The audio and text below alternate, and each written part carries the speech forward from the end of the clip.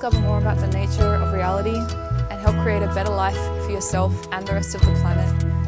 My name is Icke and I've created a process called Draw Your Reality. For more information, you can go to my website, nikkipalmer.com, and receive a free gift that I put together just for you.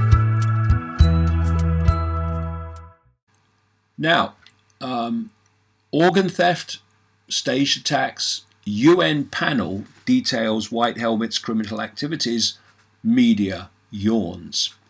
Now, the White Helmets, of course, are a Western Islamic extremist organization. They only work in Islamic terrorist areas where organizations like ISIS operate, and they are funded by, or have been funded by, the US, by Britain, by the European Union, and they won an Oscar, didn't they, for a movie about how wonderful they are, because of course lovey Hollywood, which is owned by the elite, is just a propaganda operation. And now it's come out that the UN has come clean on what the White Helmets really are, and the media, understandably, when you realise they're owned by the same elite that own Hollywood, have not been at all interested in reporting in any kind of major way what this report has concluded. So this is what the story says. Utter silence. That is the sound of Western corporate media days after a more than 1 hour long panel on the White Helmets at the United Nations on December the 20th. Journalists were present, so the silence isn't due to lack of access, and in any case it was live streamed on the UN TV channel and remains available on YouTube for keen observers to watch. More likely the silence is due to the irrefutable documentation presented on the faux rescue group's involvement in criminal activities, which include organ theft, working with terrorists, including as snipers, staging fake rescues, which has been well documented, thieving from civilians, and other non-rescuer behaviour. On the panel was one of the corporate media's favourite targets to smear, British journalist Vanessa Beeley, who gave a fact-based lecture on her years of research into the founding, funding and nefarious activities of the White Helmets. Research includes numerous visits to the White Helmet centres, countless testimonies from Syrian civilians, and even an interview with the White Helmets leader in Syria. Maxim Grigoriev, the director of the Foundation for the Study of Democracy, a member of the UN's Global Counterterrorism Research Network, spoke at length, detailing some of the over 100 eyewitnesses his foundation has conducted interviews with.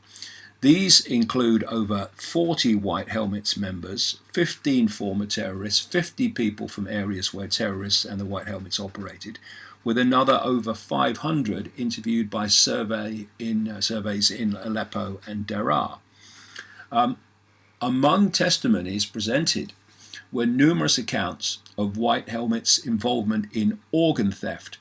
A head of nursing in Aleppo is cited as seeing the body of his neighbour, who had been taken by the White Helmets to Turkey for, quote, treatment. I lifted the sheet and saw a large wound cut from the throat to the stomach. I touched him with my hand and understood there were clearly no organs left. Another interviewee said a person receives a minor injury, is rescued, and then brought back with their stomach cut open and with their internal organs missing. The interviews with civilians, White Helmets and terrorist members themselves put to rest NATO's and their lapdog media's explanations that in the White Helmets there are a few bad apples, but in general they are humanitarian rescuers. Now this is really not only confirmation of what we've been saying all along about the White Helmets, but it's also such a testament to the corruption and irrelevance of the mainstream media. Now, if you are a journalist, a proper journalist, and you're looking for a story to give you big headlines, then what more could you have than this humanitarian, so-called, absolutely not, white helmets being exposed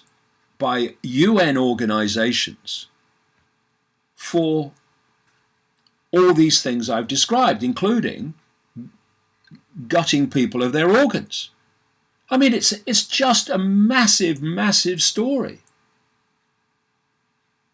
But where has it been? In the mainstream media. And this is another thing that's happening. You know, people have said since I was a kid, "Oh, you never believe what you read in the newspapers," but people still do. But more and more are not. More and more are becoming aware that the media doesn't just not tell the truth, it monumentally lies to you. Day after day after day, all over the world, because it is the corporate media. The media of corporations that are owned by the same people, the same organizations, the same networks, that the papers and the media operations are actually reporting on. So in effect, if you go deep enough, they're reporting on themselves. Well, they're not going to expose themselves, are they? And that's why. And that's why we have the media that we do.